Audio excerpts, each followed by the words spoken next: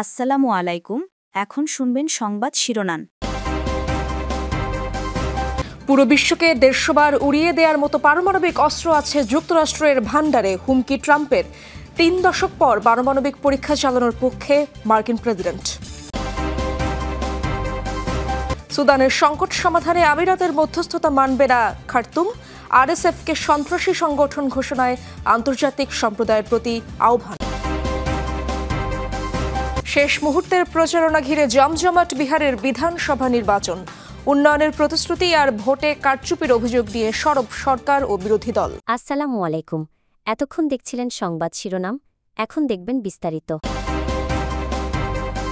পুরো বিশ্বকে ১৫০ বার উড়িয়ে দেওয়ার মতো পারমাণবিক অস্ত্র আছে যুক্তরাষ্ট্রের ভান্ডারে, এমন মন্তব্য করেছেন মার্কিন প্রেসিডেন্ট ডোনাল্ড ট্রাম্প। সিবিএস নিউজের 60 মিনিটস অনুষ্ঠানে দেয়া এই সাক্ষাৎকার নিয়ে আলোচনা এখন তুঙ্গে। ৩৩ বছর পর যুক্তরাষ্ট্রের পারমাণবিক পরীক্ষা চালানোর সিদ্ধান্তের পক্ষে সাফাইও গান ট্রাম্প। প্রশ্নের উত্তরে যথারীতি অসংলগ্ন মন্তব্য তার, আর প্রচুর ভুলভাল তথ্য দেন তিনি। গত মার্কিন প্রেসিডেন্ট নির্বাচনের আগে ডেমোক্র্যাট প্রার্থী কমলা হ্যারিসকে নিয়ে সাক্ষাৎকার প্রচারের পর সিবিএস নিউজের বিরুদ্ধে মামলা ঠুকে দিয়েছিলেন ডোনাল্ড ট্রাম্প। ১ বছর পর সেই চ্যানেলেরই হট সিটে তিনি। 60 মিনিটস অনুষ্ঠানে নোরা ওডেনেলের মুখোমুখি ট্রাম্প। অবশ্য সময়সীমা 60 মিনিটের হলেও 90 মিনিট পার করে দেন মার্কিন প্রেসিডেন্ট। কথা বলেন পারমাণবিক অস্ত্রের পরীক্ষা, শাটডাউন, অভিবাসন, ট্যারিফ সহ নানা ইস্যুতে। সাক্ষাৎকারের বড় অংশ জুড়ে ছিল যুক্তরাষ্ট্র চীন সম্পর্ক। দুই দেশের মধ্যে দ্বন্দ্ব প্রতিযোগিতা নিয়ে কথা বলেন ট্রাম্প, যদিও অনেক কথাই ছিল স্ববিরোধী। একদিকে বেইজিংকে ওয়াশিংটনের জন্য হুমকি বলেন, আরেকদিকে চীনের ভান্ডারে থাকা বিরল খনিজকে বেইজিংয়ের শক্তির উৎস বললেন তিনি। আমরাও তাদের জন্য হুমকি। দেখুন, এটা খুব প্রতিযোগিতামূলক বিশ্ব, বিশেষ করে যখন যুক্তরাষ্ট্র চীন প্রসঙ্গ আসে। আমরা সবসময় তাদের নজরে রাখছি, তারাও আমাদের। বিরোধিতার চেয়ে আমরা একসাথে কাজ করলে আরো বড়, উন্নত ও শক্তিশালীও হতে পারি। চীনের বিপরীতে আমরা খুবই ভালো করছি, তবে তাদের শক্তি হলো বিরল খনিজ। আমাদের বিরুদ্ধে এটাই অস্ত্র হিসেবে ব্যবহার করে তারা। স্বাভাবিকভাবেই প্রশ্ন করা হয় ৩৩ বছর পর যুক্তরাষ্ট্রের পারমাণবিক পরীক্ষা ইস্যুতে। নিজের সিদ্ধান্তের পক্ষে সাফাই দিতে গিয়ে ট্রাম্প দাবি করেন চীন, রাশিয়াও এই পরীক্ষা চালাচ্ছে। পরমাণু শক্তিতে নিজেদের সেরা বলেও দাবি করেন। যে কোনো দেশের চেয়ে বেশি পারমাণবিক অস্ত্র আছে আমাদের। রাশিয়া দ্বিতীয় অবস্থানে, চীন বেশ বড় ব্যবধানে তৃতীয় অবস্থানে। তবে 5 বছরেই ধরে ফেলবে রাশিয়াকে। আর এই মুহূর্তে আমাদের পরমাণু নিরস্ত্রীকরণ ইস্যুতে কিছু করা উচিত। কিন্তু এটি বড় একটি বিষয়। পৃথিবীকে 150 বার উড়িয়ে দেওয়ার মতো পর্যাপ্ত পারমাণবিক অস্ত্র আছে আমাদের।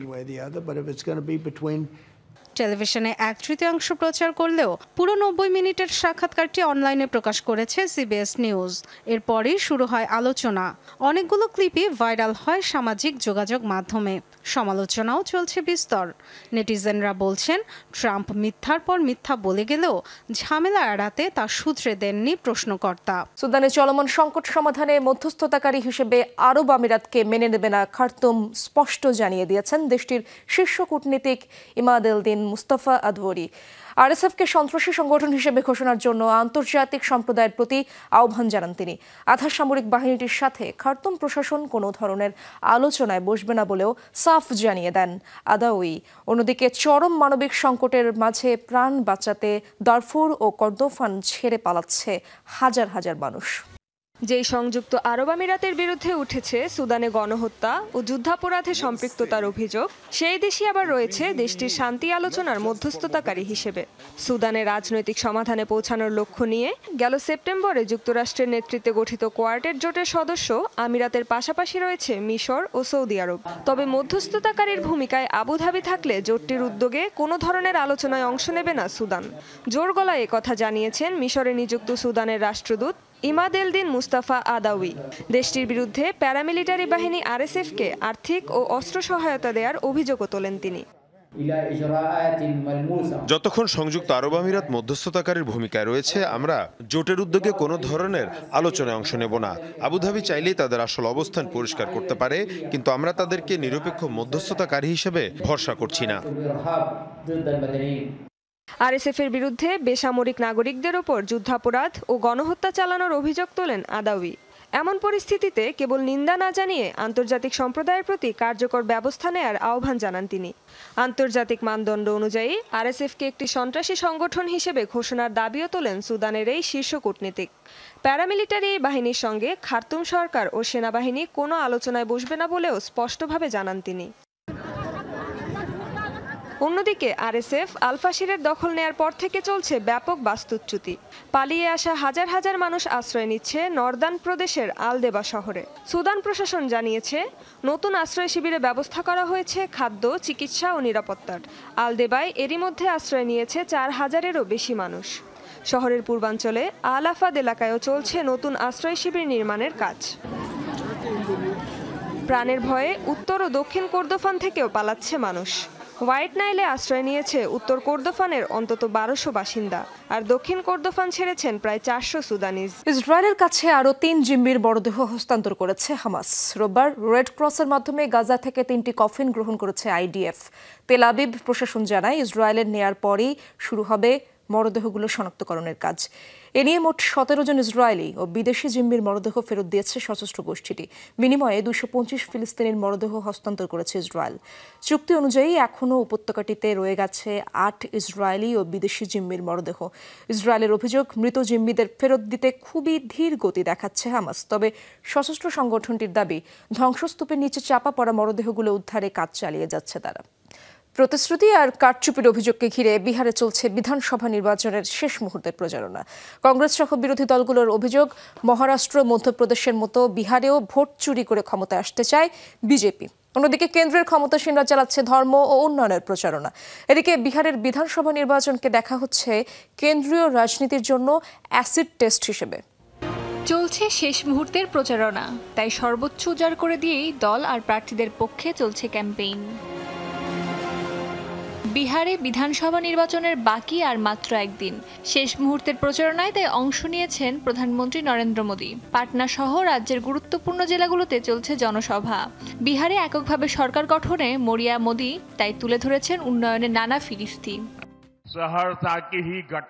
বিহারের জনগণের জন্য শিক্ষা, স্বাস্থ্য এবং সেচ ক্ষেত্রে পর্যাপ্ত সুযোগ নিশ্চিত করতে এনডিএ প্রতিশ্রুতিবদ্ধ।